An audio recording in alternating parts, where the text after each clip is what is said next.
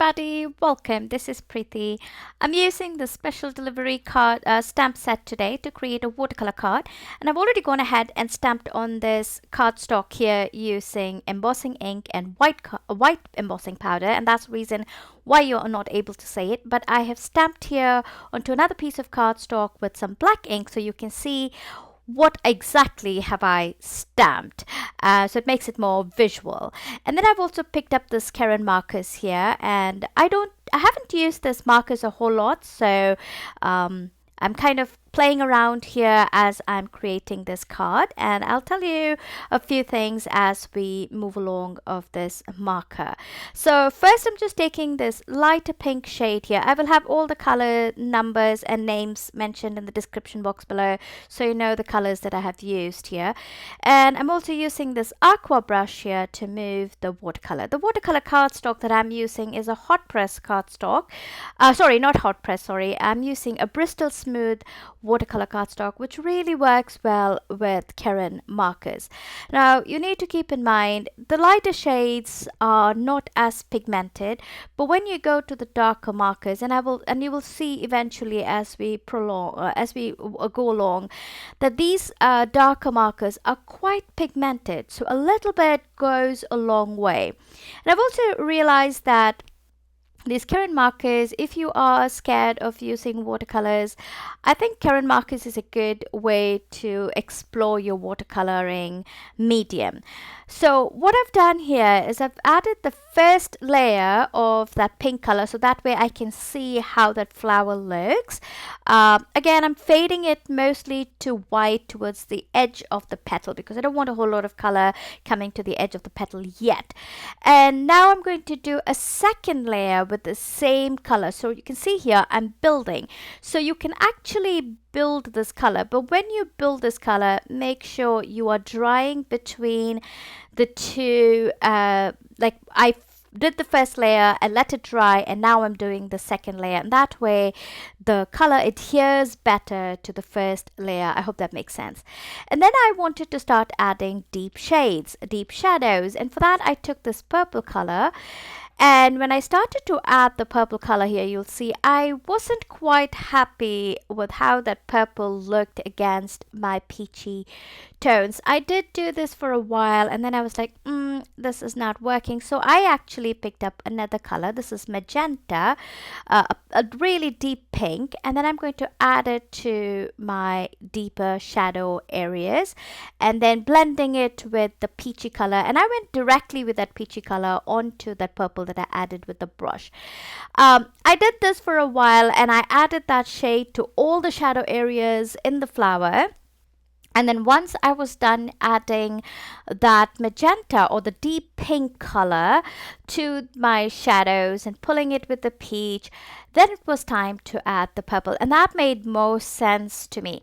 And I also realized that when you work pretty quickly with these watercolor pens, you can actually blend them very well on the cardstock itself. And here you can see now I've started adding some purple tones into the really deep areas, and then I started working with that. So I added purple, then I blended it with peach, and then I added some more magenta and blended it with peach and pulled it with watercolor.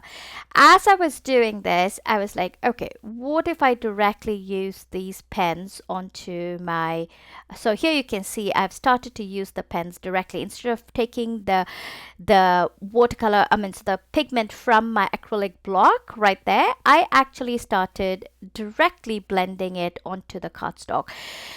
The only key thing to remember is don't add a whole lot of color when you're using the darker ones. The darker shade, just a dot, literally a dot, goes a long way. So that purple, all I'm doing is I'm just touching it very lightly to the cardstock, pulling it very lightly with the magenta, and then pulling it a whole lot with the peach, and then putting my water onto it. And that really worked fine, and it was easier to work that way.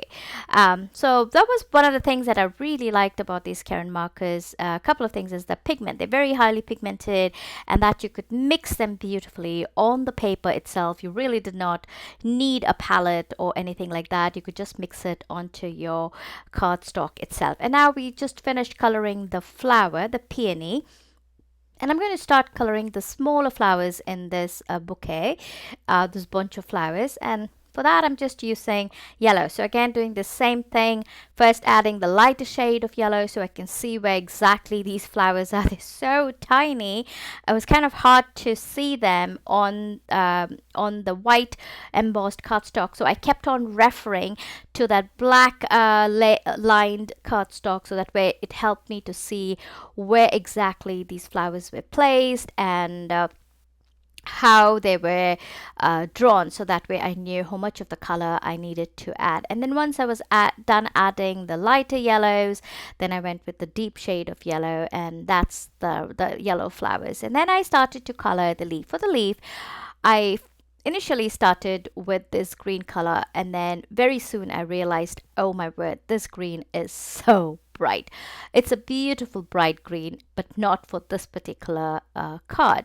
So then I went back and I took this pale olivey green color and I started adding that to the leaf, and then I realized I like that color. So now what I did, I went over that green which I earlier colored and I put that olivey on that, and I love the deep green that it created, the muted olivey color but a little more deeper than light. And then that's what I did for the rest of it. I added the lighter shade, and then I added that green, and then I blended it. You can see here I'm blending it on the cardstock itself. So I'm not blending it on a palette or anything like that. I'm actually blending it on the cardstock, and it really works beautifully. So overall, I really loved the Karin markers. I probably will pull these markers some more, and I will work on that. These markers are available in the Crafty Meraki store, so go ahead and pick them up and play with them, and I'm guessing you will enjoy it because I really loved doing that. And then I did the same thing on the other bunch of color on the other side, and while I was coloring, I made a boo-boo. I had ink on my fist and I got it on that little spot there, but it didn't bother me, so I just carry on. And at this point I decided to add some shadows bleeding through these flowers. So I just added some pale yellows, some that olivey green that I used for the leaf, and the peach color that I used for my flower, to kind of fade it out to nothing from the edge of the flowers and the leaves to nothing. And then I made sure I went a little dark on that corner where that purple bit was, where I made the boo-boo. But I kept playing around, and I knew eventually I will fix it, because I did not want to get rid of this because I had really worked very hard. It took me almost an hour to color this. I've sped it up a whole lot, but it does take a long time to color. And that's true to any watercolor actually. And here you can see it's all done with all that fading and all that shading that we did. And now I wanted to add some splatter, because I knew splatter can fix any boo-boos. So, and watercolors, I don't know, it kind of gives a good effect when you do some splattering over it at the end. So here I'm taking some white gouache. I do not like watercolor white, and of course Karin Markers doesn't have it, but the gouache white really looks beautiful when you dilute it and you splatter it. So I'm just splattering it. I'm just putting some on my acrylic block and splattering it from the edge of it using my aqua pen. And then I did splattering with the yellow color as well. And that yellow looks a little light because I had a little bit gouache left on my brush, and that's the reason why it looks that way. And the peach looks the same as well with that white in it, but it was okay. Then I splattered it all over, and then it was kind of looking okay. Then I took this die cut here. This is like not an oval, like a rounded rectangle die cut from, and it's an old set from Hoiro Arts, and I die cut that image. And then I took this Miss You sentiment from the same stamp set, and I went ahead and embossed it using some gold embossing ink, powder. And then all that was left to do was to adhere this rounded rectangle panel onto a craft note card. Now the craft note card that I'm using is a little lighter weight, so it was just a second panel, and then I took the craft note card and added that to a white top folding white note card. Eventually you'll see what I did.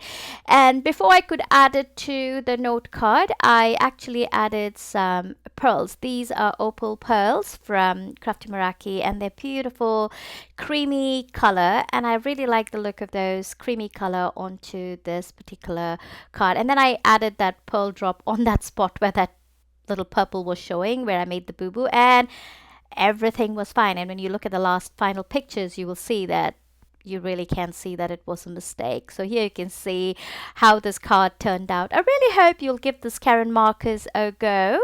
Pop into the store to get yourself some, and then I will see you next time. Bye bye.